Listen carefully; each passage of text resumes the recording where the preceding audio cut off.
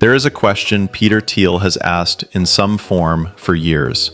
It comes up in job interviews. It appears in the opening pages of 0 to 1. The question is this: what important truth do very few people agree with you on? The candidate's actual answer matters less than the structure of the answer. Thiel is listening for whether the person can hold a position the room would punish them for holding. The question is the doorway into the book. It is also a kind of trap, because 0 to 1, published in 2014 and built from a course Thiel taught at Stanford in 2012, has now sold several million copies. It is quoted by founders, by investors, by undergraduates who have never started a company and never will. And in my view, most of them have read it for the wrong reason, taken away the wrong lesson, and quoted the wrong sentence. This is the Founder's Bookshelf. One book a week, one sharp take, no fluff. If that sounds like your kind of channel, the subscribe button is your friend. 0 to 1 did not start as a book. It started as a course. In the spring of 2012, Peter Thiel taught Computer Science 183 at Stanford. The class was called Startup. One of the students, a law student named Blake Masters, took unusually careful notes. He published them online. The notes went viral. 2 years later, Thiel and Masters reworked the material into a book. The result is one of the strangest business books of the last 20 years, partly because it is not really a business book at all. To understand what Thiel was doing, you have to understand what he was writing against. By 2014, the lean startup movement had become Silicon Valley's official ideology. Eric Ries had published The Lean Startup 3 years earlier. The reigning advice was to ship fast, iterate, talk to customers, find product market fit, and let the market teach you what to build. Y Combinator was at the height of its early influence. The phrase pivot had escaped startup vocabulary and entered general business English. The dominant intellectual posture among founders was a kind of disciplined humility. You did not know what you should build. The market would tell you. Thiel thought this was wrong. Not slightly wrong, fundamentally wrong. And not because the tactical advice was bad. The tactical advice was often sensible. It was wrong because it was a symptom of something deeper that he believed had gone missing from American business and American life. The willingness, the ability, to commit to a specific picture of the future and build toward it. So 0 to 1 is presented as a startup book. It has chapters that look like startup chapters. There is a famous framework about monopoly. There is a list of questions every founder should answer. There are anecdotes about PayPal and Facebook and SpaceX. The packaging is conventional, but underneath the packaging, the argument is unconventional. It is not really an argument about how to build a startup. It is an argument about how to think. And Thiel's claim, the one that organizes everything else in the book, is that the dominant way of thinking in modern American capitalism has lost the capacity to imagine specific futures. Which leads to the thesis of this video. 0 to 1 is misread as a book about monopoly. It is, in fact, a book about the death of the future, and monopoly is simply the only economic structure Thiel can find in present-day America that still permits one. The framework everyone remembers from 0 to 1 is the monopoly thesis.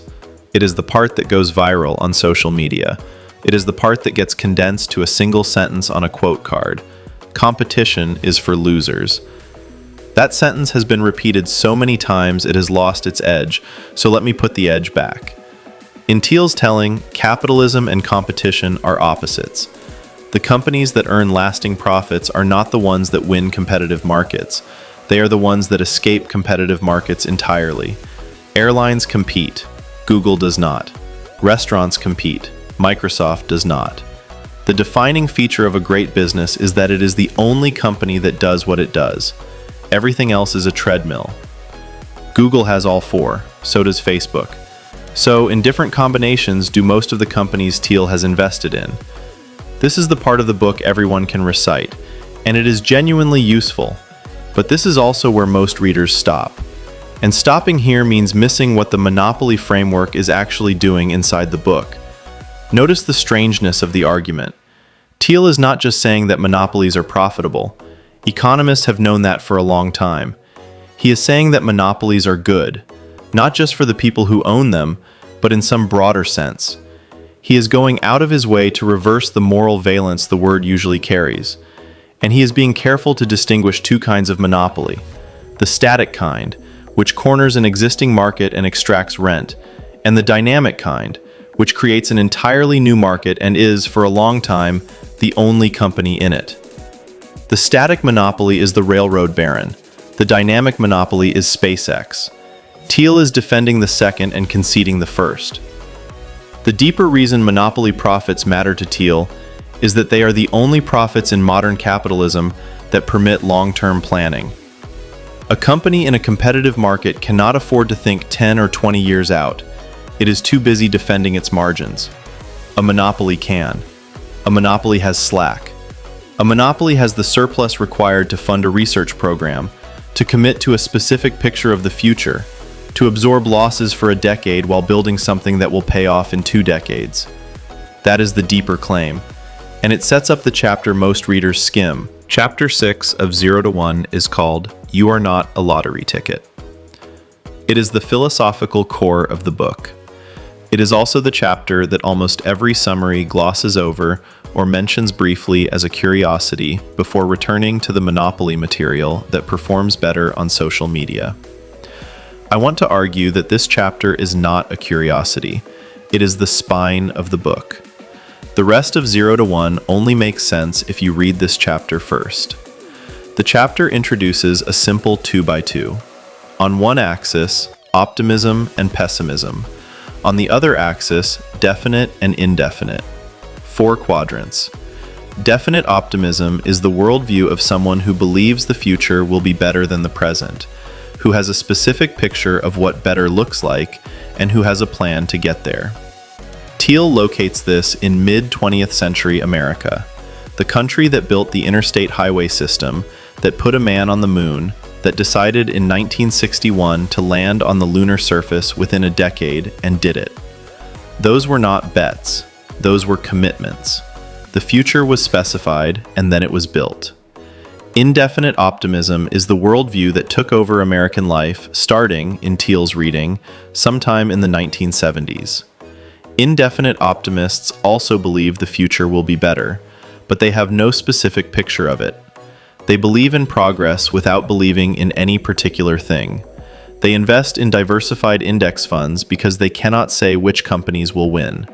They train in generic skills because they cannot say which industries will matter.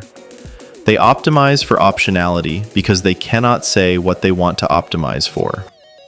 Definite pessimism, Thiel says, is the worldview of China during the period he was writing. The future will be hard. Specific plans are required to navigate the hardship. This is, in his view, more functional than indefinite optimism because at least the planning capacity remains intact. Indefinite pessimism is the worldview of modern Europe. The future will be worse, and we have no plan.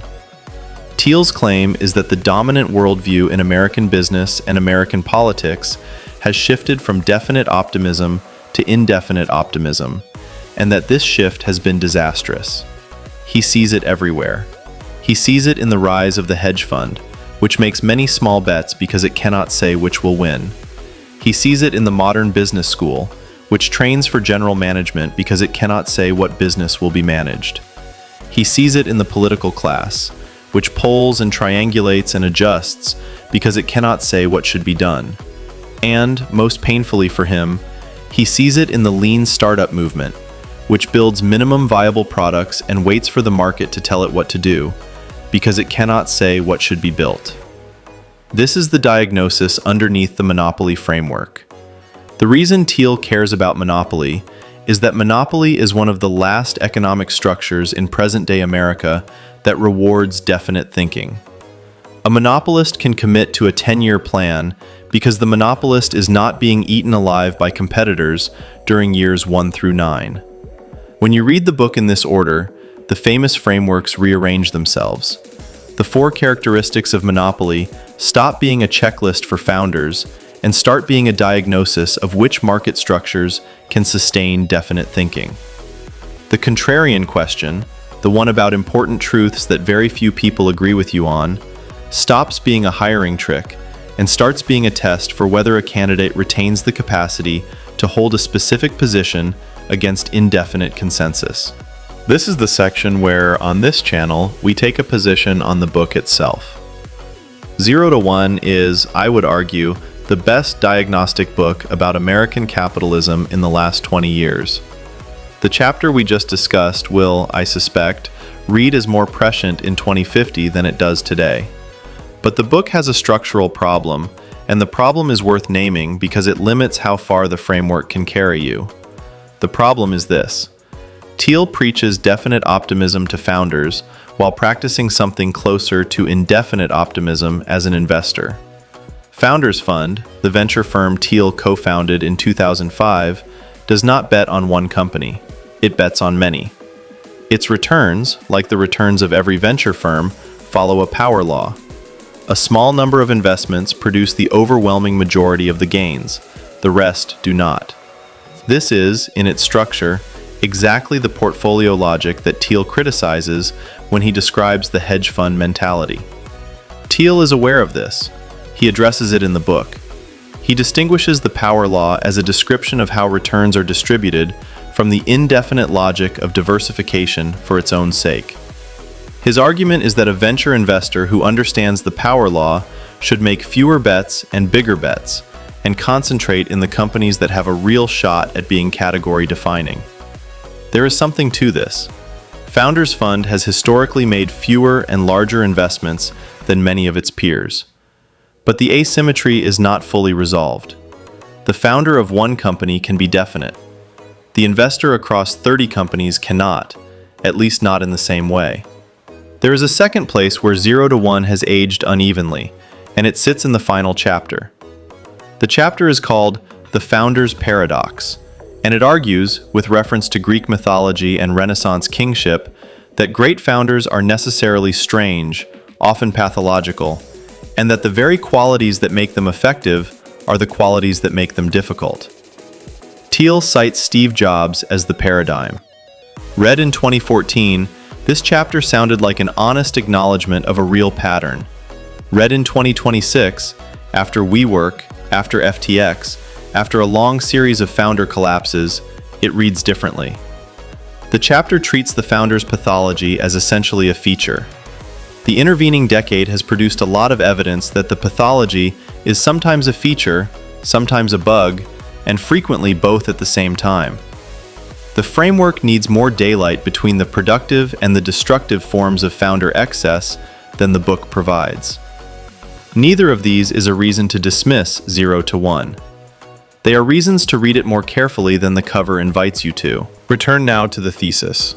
0 to 1 is misread as a book about monopoly. It is, in fact, a book about the death of the future, and monopoly is simply the only economic structure Thiel can find in present-day America that still permits one. We can now state this more fully. The argument Thiel is making, the one that runs underneath the tactical advice, goes something like this. There was a period in American life when institutions could plan. Corporations had research laboratories that thought in decades. Bell Labs invented the transistor. Xerox PARC invented the personal computer.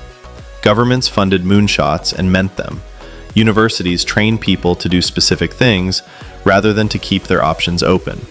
The future was treated as something you could specify and then build.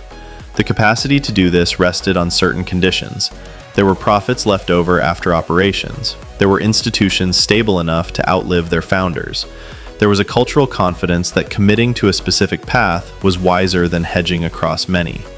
Sometime in the 1970s, on Thiel's reading, those conditions began to erode. The reasons are complex, and the book does not fully argue them out, but the symptom Thiel keeps pointing at is the rise of indefinite optimism as the default posture of American institutions.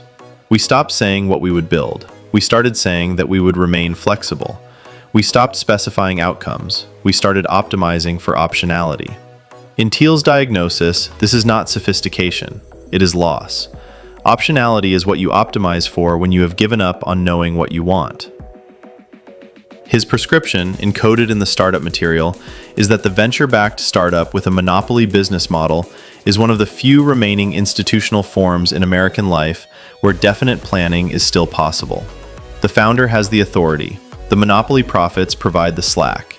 The cap table is stable enough to support a 10-year horizon. Almost no other institution in the country still has all three conditions. Government does not. Most public companies, constrained by quarterly earnings, do not. Universities do not. Hedge funds, by design, do not. This is why Thiel's book reads strangely as a startup book, because it is not really trying to help every founder build any kind of company. It is trying to identify the last remaining structure where someone can make a specific commitment to the future, and it is telling the people drawn to that structure that they have a responsibility to take the commitment seriously. If you read 0 to 1 this way, the entire emotional register of the book shifts. The famous lines stop sounding like swagger and start sounding like elegy. Competition is for losers reads less as a boast and more as a warning. The 7 questions read less as a checklist and more as an examination of whether you, the founder, are actually still capable of definite thought, or whether you have absorbed so much indefinite culture that you cannot perform the operation anymore. The book is not really telling you how to win. It is asking whether you can still play the game in the way the game once required. This is the lesson most readers miss, and I think the reason most readers miss it is structural. Business books are read tactically. Readers are looking for things to do. They flip to the frameworks. They underline the lists. They skip the chapter that asks them to look at their own mind. But the chapter that asks you to look at your own mind is the one that determines whether anything else in the book will actually land. So, what changes after reading the book this way? 4 things. First, write down a 10-year specific picture of your company, not a vision statement, not goals, a picture. What do you sell, to whom, through what channel, at what scale, built on what proprietary advantage? If you cannot write this down, that is the most important problem you have, and no amount of weekly sprints will fix it. Lean methodology is a useful tactical layer on top of a definite plan. It is a disaster as a substitute for one. Second, audit the vocabulary of your own thinking. Count how often in a given week you reach for words like optionality, iterate, validate, pivot, hedge, minimum viable product, agile.